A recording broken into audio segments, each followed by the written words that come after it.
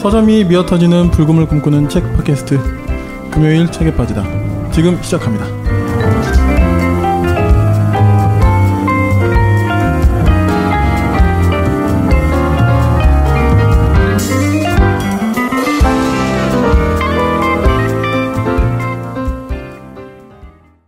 안녕하세요.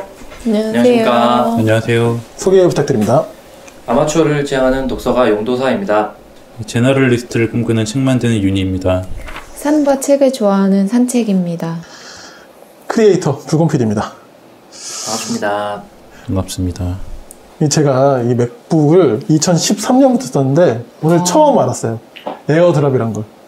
저는 근데 폰이 아이폰이 아니라서 몰랐던 거긴 한데 이렇게 좋은 게 있는지 몰랐네요. 저희가 지금 방송을 각자 폰에서 녹음해가지고 불곰 PD님한테 지금 이제 전송하고 있는데 에어드랍으로 지금 하는 걸 발견했잖아요. 저는 와이프랑 아이폰 쓴 지 한 3년 4년 됐거든요. 에어드랍 얼마 전에 알아서 아직 와이프한테 말도 못했어요.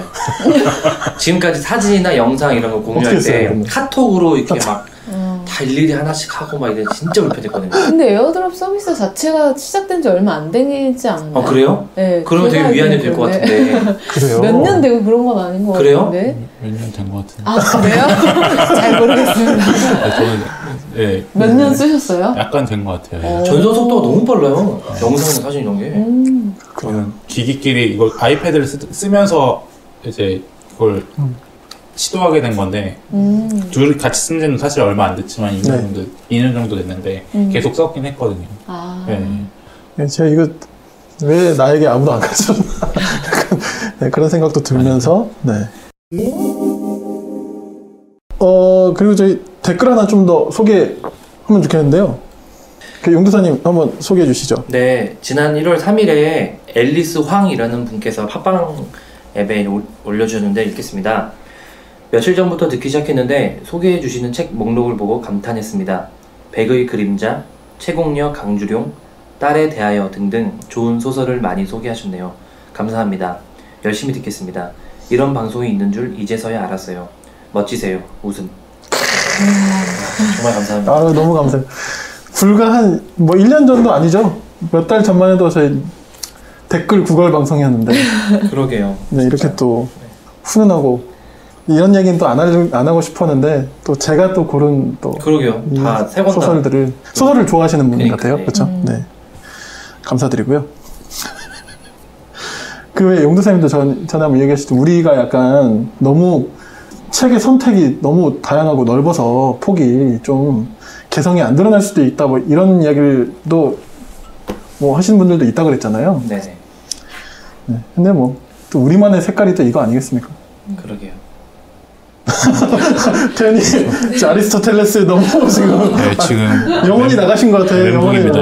멘붕입니다. 큰일 났습니다. 진짜. 유니스토텔레스 앨리스 황님 감사드립니다. 네, 저희도 열심히 잘 방송하겠습니다.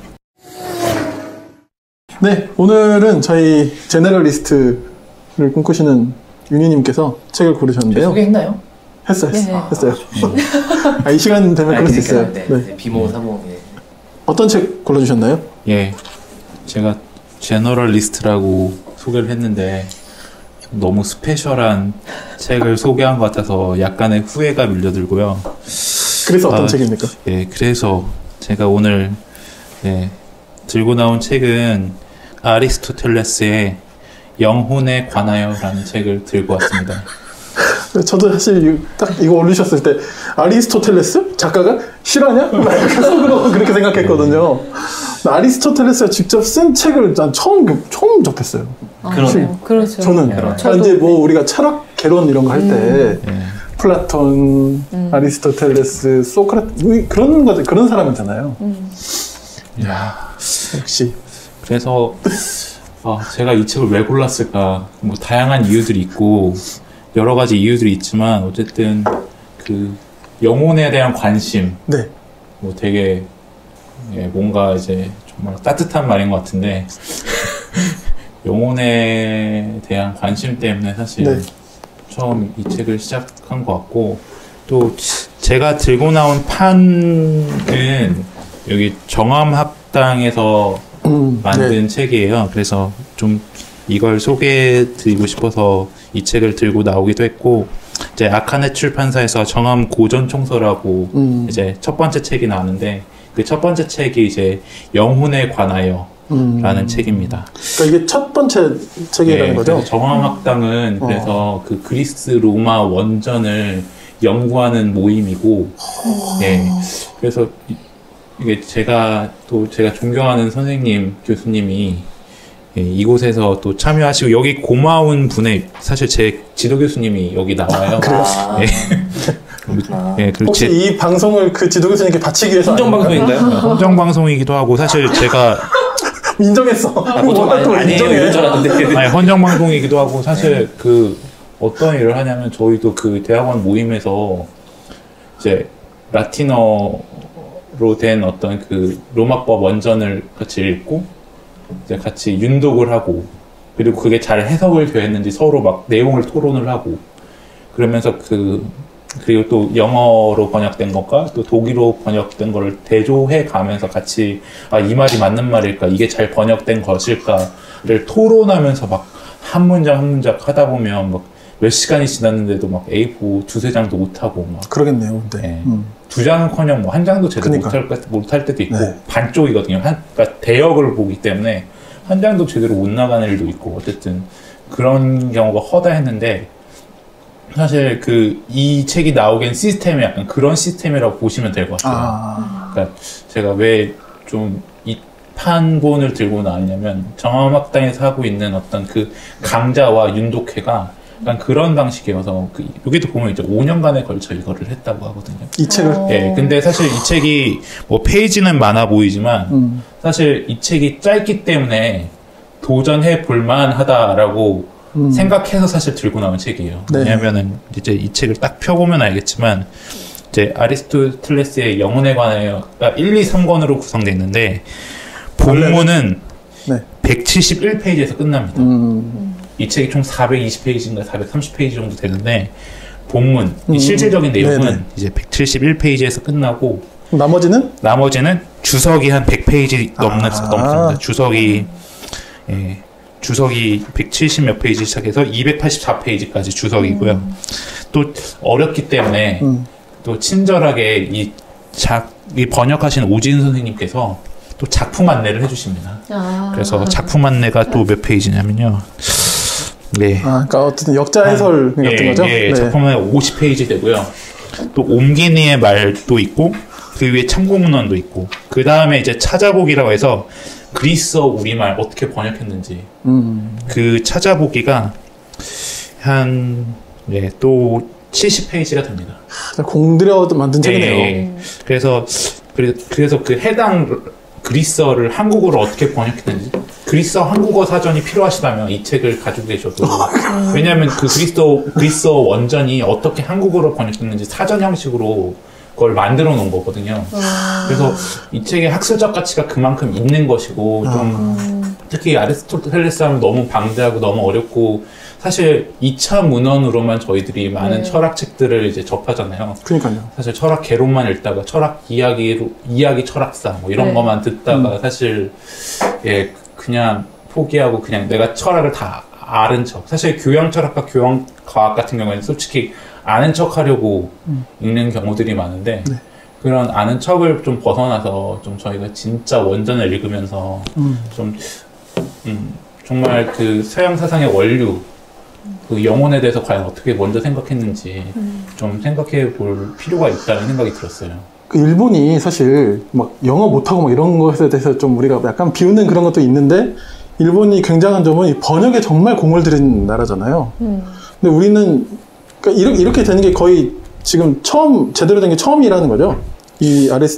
그런 것 같아요. 그렇죠. 정암학당에서 하는 작업 중에 하나가 플라톤 번역인데, 플라톤 총서를 그러니까 플라톤이 얼만큼 번역됐느냐가 사실 그 나라의 어떤 문화적 힘과 역량을 보여주는 건데, 사실 우리 대한민국은 아직 다 번역된 건 아니거든요. 근데 선진국일수록 그런 것들이 다 번역됐고 일본만 하더라도 다 번역한 걸로 알고 있고 네. 어쨌든 이 플라톤을 번역하기 위해서 엄청 이제 노력하시고 힘쓰시는 분들이 있고 물론 이제 고전을 번역하기 위해서 너무나 다양한 배경 지식과 언어 능력이 필요하기 때문에 어렵지만 어쨌든 그런 번역 어떤 그 과정을 통해서 우리가 직접 이 원전을 읽어내는 게 정말 너무 더 중요하다는 것을 다시 한번 이제 홍보를 하고자 그리고 두려워하지 않고 좀 그 영혼에 대해서 우리가 그냥 아리스토텔레스의 뭐 생각을 완전히 다 이해하지 못할지라도 그 정말 이 영혼이라는 것이 얼마나 이제 사상에 있어서 중요한 어떤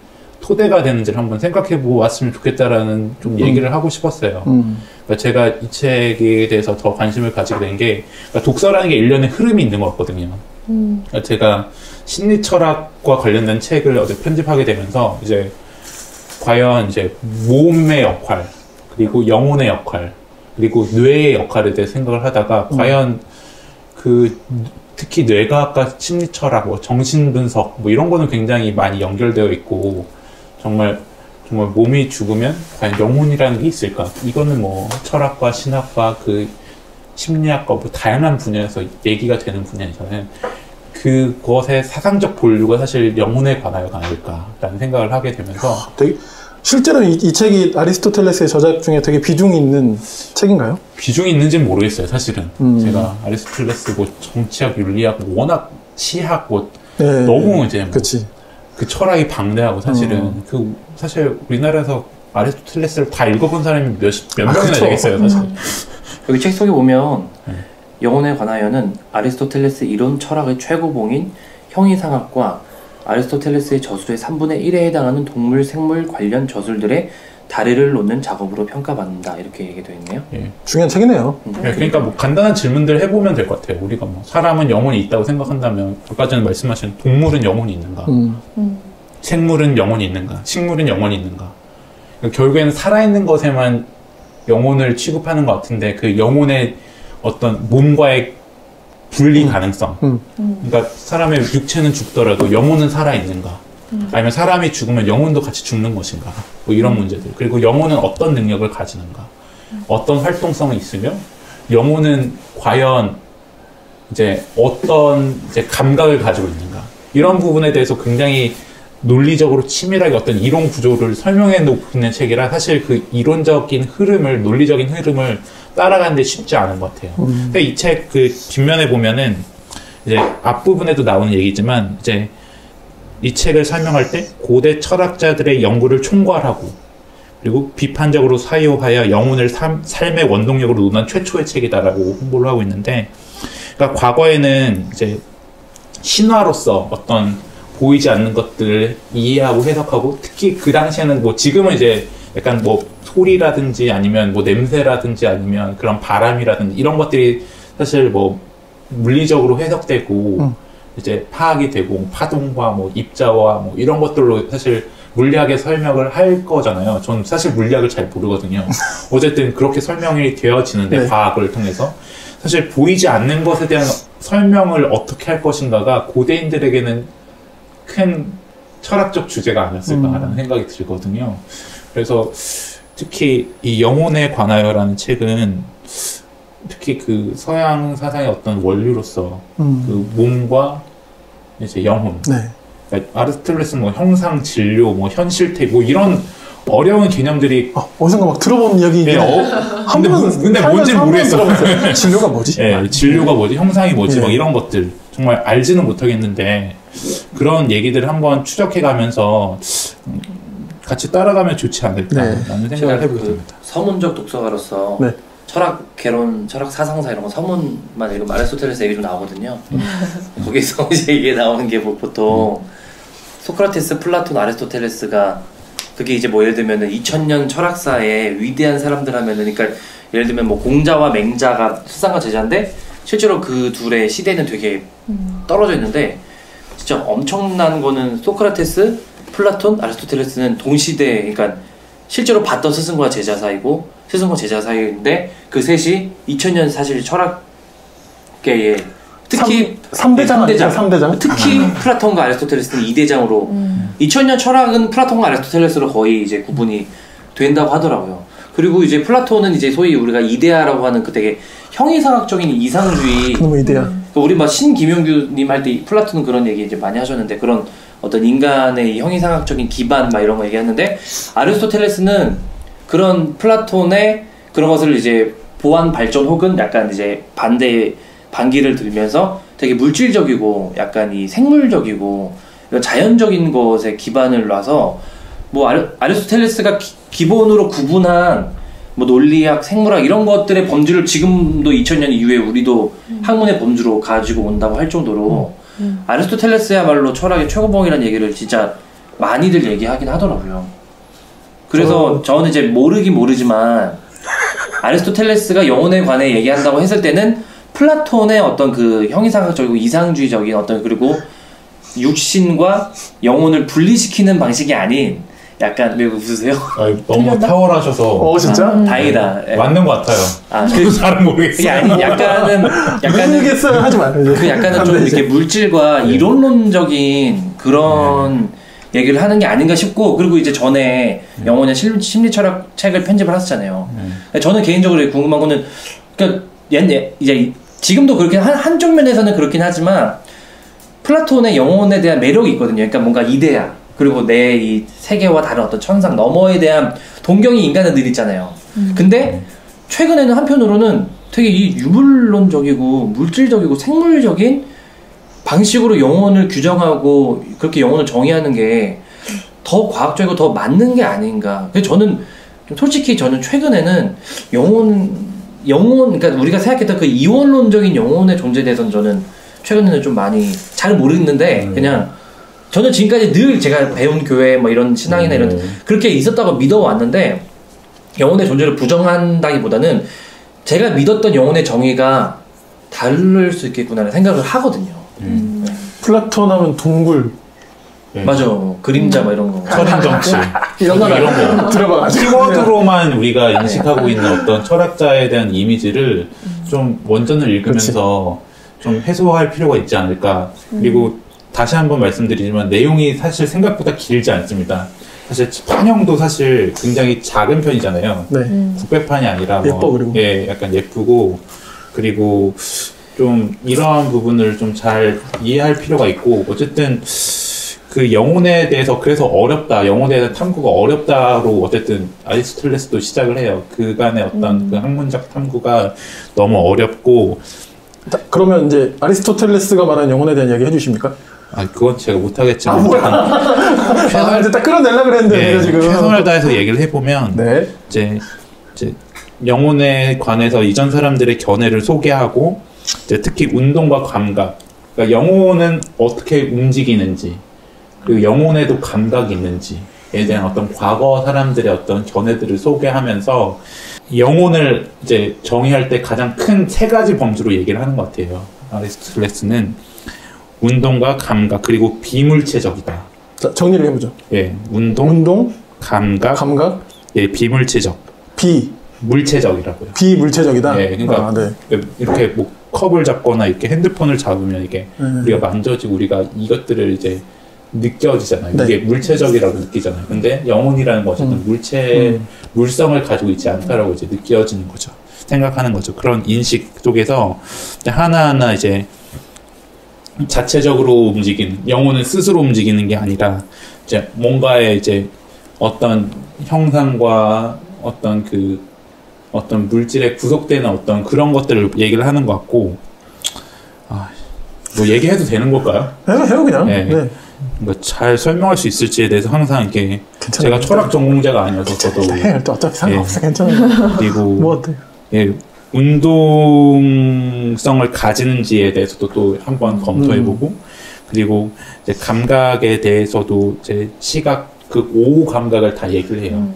시각 여기 책에서 보면 그래서 시각적 측면, 청각적 측면, 후각적 측면, 미각적 측면, 촉각적 측면 해서 이제 감각에 대해서 이제 그런 어떤 능력들을 나누고 감각들을 구별하고 그래서 신체 없이 과연 영혼이 존재할 수 있는가에 대해서 다시 한번 이제 탐구하면서 이제 결론적으로는 이제 이제 더 이상 그 5감각 외에는 제 6센스, 제 6감각은 없다라고 얘기를 하고 그리고 나서 이제 어떤 감각과 사유의 구분에 대해서 얘기를 하고 그리고 또 몸과 영혼이 분리될 수 있는지 그 여부가 어쨌든 핵심일 텐데 그 부분에 대해서 설명을 하면서 그 영혼 능력들도 질서가 있고 이제 그 질서가 영혼이 없이는 존재할 수 없다.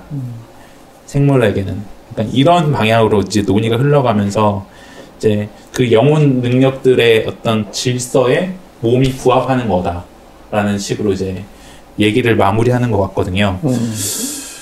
그래서 이거 하나하나 이제 번역할 때나 그렇고 뭐 이제 읽어갈 때도 이제 각주들이 한 몇 개가 되냐면 774개예요. 그래서 대단하다. 어쨌든 너무 겁주는 얘기인가? 괜찮아요. 네. 뭐 책이 그렇게 돼 있는데 어떡해.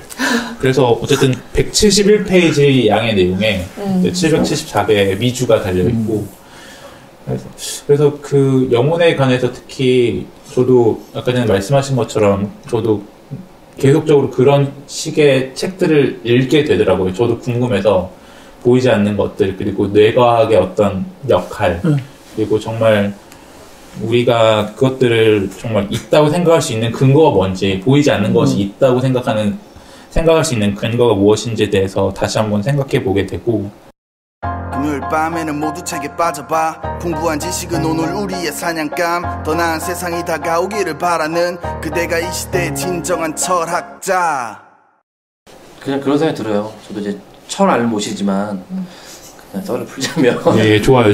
네. 그러니까 플라톤의 이데아라고 하는 어떤 영혼을 완전히 이제 사실은 그 물질적인 것과 구분해서 기본적으로 그냥 딱 토대를 두고 그렇게 이제 자기의 주장을 이제 폈다면 아리스토텔레스는 최대한 그것을 어떤 손에 잡히는 어떤 것으로 설명하려고 감각이 어떤 것과 연결시켜서 가능한 대로 설명하려고 최선을 다한 최초의 철학자가 아닐까. 지금 아리스토텔레스가 얘기하는 영혼은 지금을 따지면 의식이나 어떤 좀 그런 부분이 아닐까 싶거든요. 그러니까 아리스토텔레스는 이제 엄청나게 그러니까 그런 형이 이상학적인 것보다는 되게 이런 과학적이고 물질적인 것을 기본적으로 자연적인 것을 추구한 철학자로 알고 있어서 그래서 저는 좀 읽어봤다는 생각이 들었고요. 그리고 정암 이제 거기서 이름이 뭐라고요? 정암학당. 정암학당이 출판사 이름이죠. 아니요. 아카넷이 출판이고 아카넷. 네. 그러니까 저런 이렇게 제대로 낸 거잖아요. 그러니까 이전에 다른 판으로 나왔던 것 같고 이게 5년 동안 이제 강독하고 연구하면서 제대로 책을 냈는데 저런 책이 한 2, 3세나 3, 4세가 나가야 힘을 받아서 저렇게 제대로 그러니까 우리나라가 저런 이제 원전 그 번역 역사가 너무 그 약한 거잖아요. 이런 게 약하면 우리의 지성의 이런 기반도 다 약한 거라고 생각하거든요. 근데 이런 책이 1세가 안 나가서 품절의 절판이 막 돼버려요. 네, 그래서 나중에는 구하기 어렵고 그 중고등학교 진짜 배우 읽어야 되는 석박사 이런 분들이 이 책 못 구해가지고 막 찾아다니고 막 이런 경우가 너무 비일비재하거든요. 우리나라는. 그러니까 이런 원전을 기본 공공도서관이나 어떤 그런 단체나 협회나 일반 기본 독자 이런 분들이 좀 많이 읽어줬으면 좋겠다는 생각이 저도 포함해서 그런 생각이 윤희님이 이 책의 편집자임에도 불구하고 이 책의 완성도 이런 부분을 계속 얘기하시니까 그런 생각이 좀 드네요.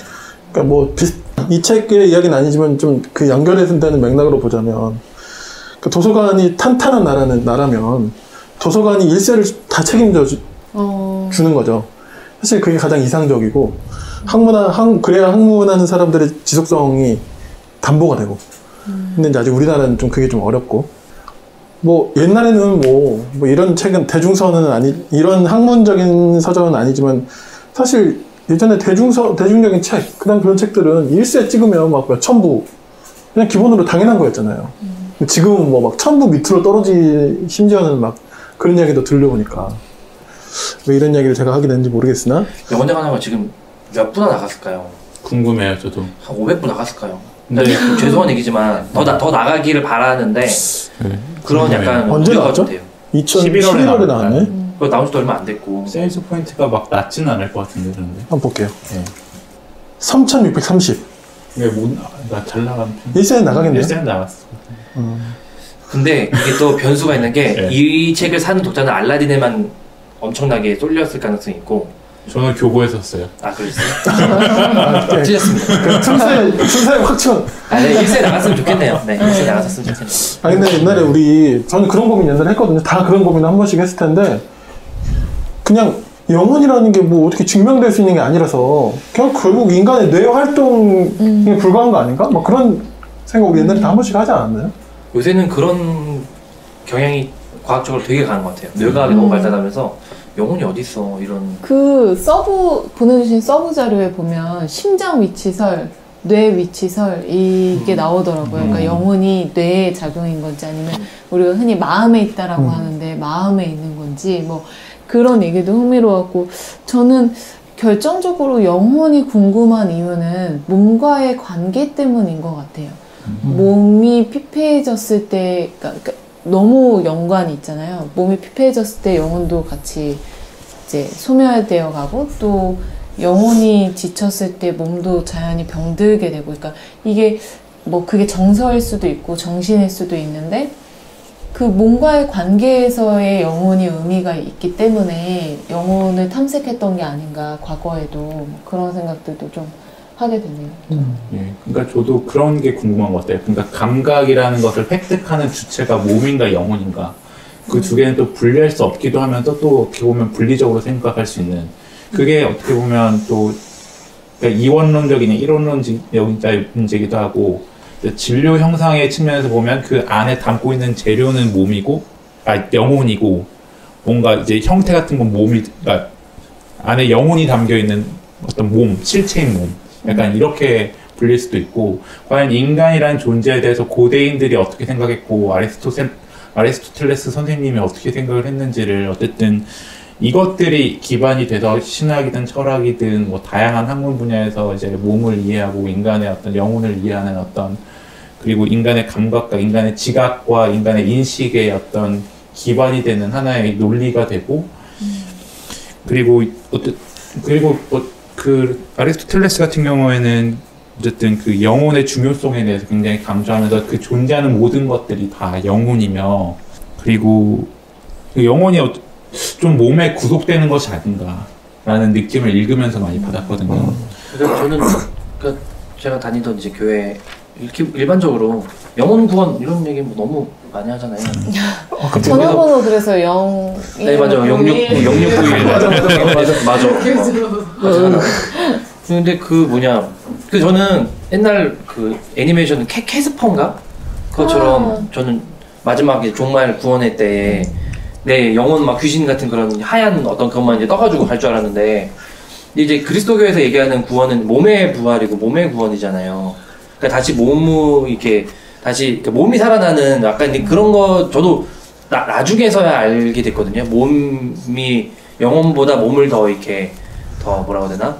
보완적이고 더 넓은 개념, 실제 성서적인 개념으로 보는 거를 안지 얼마 안 됐는데, 그렇다면은 영혼을 그런 어떤 과거에 뭔가 분리된 영혼을 전제하지 않고, 산책님 얘기하신 대로 뭔가 연결돼 있는 영혼 혹은 어떤 그런 마음을 전제했을 때 문제되는 게 있나? 라는 생각이 저는 들더라고요.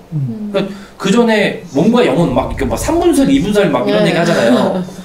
근데 그런 방식이 아닌 몸으로서의 영혼을 얘기했을 때 저는 그게 더 자연스럽지 않나 이런 생각이. 진짜 아이러니한 게, 기독교인들이 그 사도신경 엄청 읊어대잖아요.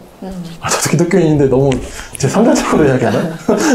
근데 그 몸의 부활을 항상 그렇게 읽는데 인식을 못해요. 본디오 빌라도의 고난 이런 얘기도 사실은 예수께서 육신으로 몸으로 와서 진짜 심판을 받고 재판을 받고 이거를 되게 부활했다 이걸 되게 강조하는 거잖아요. 그러니까.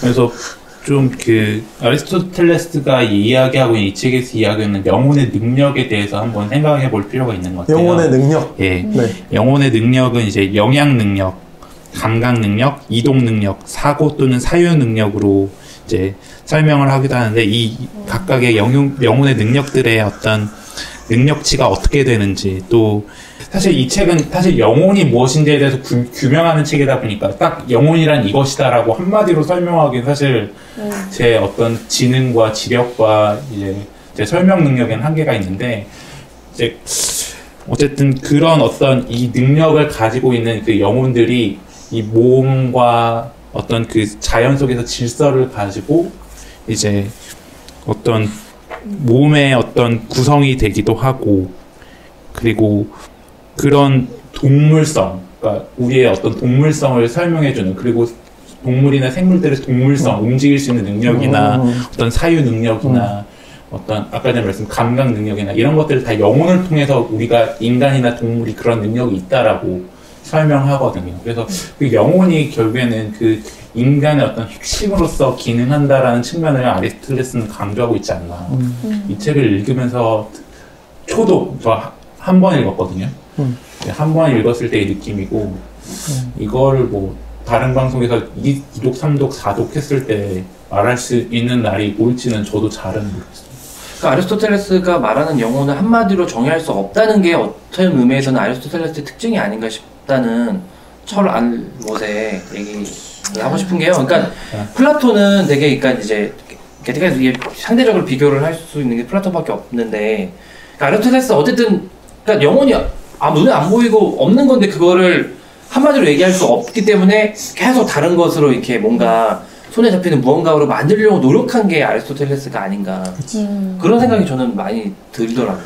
그 영혼에 대해서 뭐라고 말하겠어요. 사실 이것저것 다 해보는 거지 뭐. 그러니까 이 책은 어쨌든 그 과거에 신화적으로만 이야기했던 영혼에 대한 논의들을 학문적이고 개념적이고 이제 논리적으로 설명했다는 측면에서 어쨌든 의미가 있고 그치. 그걸 최초로 해낸 인류의 어떤 이제 과업이라고 생각하면 좋을 것 같아요. 그래서 아니 근데 진짜 정말 동감이 되는 게 고대잖아요. 되게 지금 아리스토텔레스 이런 거 할 때 사실 그 고대인들은 막 저기 태양 막 절하고 막 그냥 그런 거잖아요, 사실. 신화적 세계에서 얼마나 그 그리스 철학이 그렇게 이야기해 주시니까 인간과 그 영혼에 대한 어떤 탐구를 맛볼 수 있는 게 아닌가. 그리고 진짜 도전하시라고 말씀드리고 싶은 건 진짜 얇아요. 예. 얼마인가요? 이거 아까 전에 그분 말씀드렸는데 본문은 171페이지까지. 네, 그거 다 들은 정가가 얼마예요? 정가는 19,800원. 네네. 좀 비싼가요? 아니요. 네. 그래서 계속적으로 이제 작업들을 할 거예요. 정화박단에서 이제 영혼에 관하여 자연학, 법률론, 아카데미카, 헬레니즘 철학 단편선집. 그래서 계속적으로 이 책이 그 연구하시는 분들이 마무리될 때마다 아마 책으로 나올 것 같은데 네. 좀 그리스 철학이나 또 특히 원전에 많은 관심을 가지고 직접 도전하시는 진짜 독서가라면 한번 도전해 볼 만한 책으로 저는 이 책을 한번 추천하고 싶어서 제가 가지고 있는 독서의 흐름들이 요즘에 그 테리 이글턴의 유물론은 또 이제 신체적 유물론을 말하는데 그걸 이제 나는 뇌가 아니다. 이글5요? 테리 이글5? 네. 적절했어요. 괜찮아요. 한 번쯤 그렇게 가질 필요 있었어요. 그런 어떤 계속적인 제 독서의 일련의 흐름에서 이제 유물론이라든지 뭐 뇌과학이라든지 아니면 심리철학이라든지 이런 것들이 어떤 가장 기반인 흐름이 있으셨네. 책이 가장 원초적인 책이 아닌가라는 생각이 들어서 제 설명 받고 제가 어떤 뭐 철학 전공자도 아니고 설명하기 좀 무리한 면이 있지만 어쨌든 강력하게 좀 같이 좀 읽었으면 좋겠다는 생각이 많이 들어서 이 책을 소개합니다. 그래서 영어 있나요, 없나요? 영어는 저는 있다고 믿어요, 저는. 네. 저만 이상한 사람. 아니요, 근데 뭐 굳이 각자 생각이 있는 거죠. 그냥 신체적 유물론도 굉장히 저 유물론 읽었었는데 테리 이글턴 신체적 유물론도 굉장히 매력적인 얘기를 하고 있더라고요. 우리나라 그 전공이 있잖아요. 그 대학 전공이 있으면 가장 많이 은폐되는 전공 두 가지가 첫 번째는 영문과고 두 번째 철학과거든요. 제 생각에는 우리나라에 철학 전공자들 생각보다 되게 많을 거예요. 너무 숨어 계시지 말고. 네. 왜냐면 저도 이제 그 중에 하나인 영문과거든요.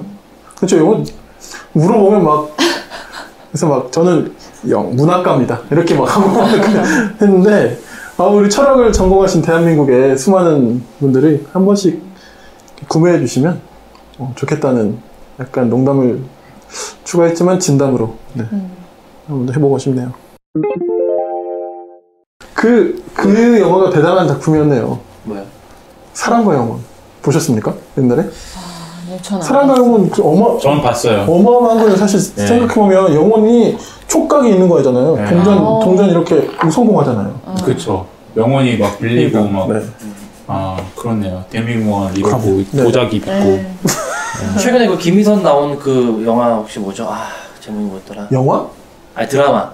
김희선 나온 드라마. 김희선이랑 그 이렇게 막 나인룸? 나인룸. 그거 보면서 그냥 아셨던 게 그게 딱 전형적인 이원론적인, 그러니까 정신이랑 몸이랑 분리될 수 있다는. 그러니까 그게 사실 작가의 상상력이나 이런 부분 다 연결되는 거잖아요. 그러니까 너무 진부하고 너무 항상 그 있는 딱 그 장치 가지고 해가지고 뭐 그 드라마는 그냥 흥미로웠는데 그 설정 자체가 좀 진부하더라고요. 개인적으로. 그러니까 몸이 바뀌었는데도 정신은 그 사람으로 있는 게 별로 이렇게 너무 오래된 거 너무 뻔하고 좀 그래서 네, 저는 그랬었어요. 네, 저도 보진 않았는데. 저도. 그렇게 따지면 킬미일미가 정말 명작이네요. 킬미일미 뭐죠? 킬미일미는 다중인격인데. 네네 맞죠. 제 와이프가 되게 좋아했었어요. 네. 영혼의 또 다른 신세계를 여는데요. 저는 근데 한편으로 이 시대를 그냥 감히 상상해보자면 지금보다 훨씬 더 오락거리도 없고 바쁘지 않은 맞아요. 삶을 살았었던 시대의 사람들의 수혜랄까요? 그 특혜랄까요? 그러니까 이런 깊은 사색을 할 수 있고 또 당시에 얼마나 아리스토텔레스가 영향력이 있었는지는 잘 모르겠지만 이런 사고를 할 수 있고 또 이거를 인류의 문화유산으로 남겨놓은 작업을 할 수 있었다는 게 그게 또 한편으로 참 대단하다라는 생각이 그러니까 독자적으로 혼자 그 생각을 한 거잖아요. 이런 생각을. 알렉산드리아 대도서관이 있었기 때문에 가능하지 않았을까.